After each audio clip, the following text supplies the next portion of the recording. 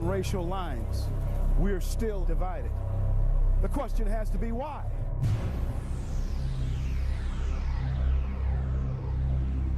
With all the rumbling that's going on in our nation right now, I've got to find out if there's other people in this country that feel the same way that I do.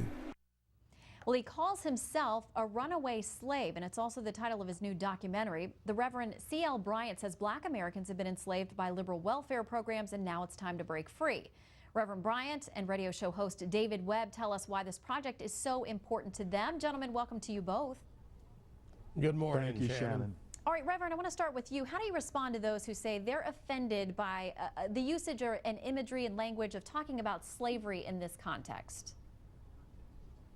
Everyone who has gained freedom in this country has had to run away from the tyranny of being enslaved to something, whether it was the tyranny of King George or whether it was the tyranny of the plantation. Everyone who has truly enjoyed the fruit of America has had to run toward that and embrace it and claim it as their own. All right, David, you are a part of this documentary as well. You are a popular radio show host. What do you hear from your callers out there about this issue? Well, the fact is the Reverend is right about this, and I want to add something else to this, Shannon. It's about making a choice, and that's something that Americans, it's part of our culture. You should make a choice. You should also be unpredictable.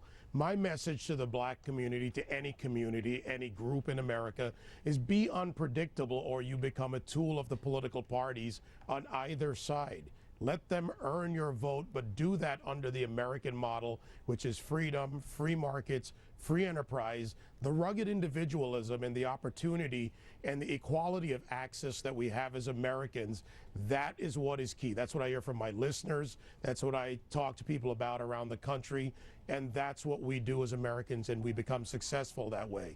Reverend, do you think that the black community has an awareness of this power that David mentions? I mean, to be its own independent political force and not to necessarily link up with just one particular viewpoint or party? If the black community would understand that the perils and the trials that our people have gone through in this country to get to where we are today was not so that we could be black, but so that we could be free, I think an entirely different attitude toward America would then evolve. And that's what this movie is about. It's about making us understand that particular idea and then changing the conversation of race in this country.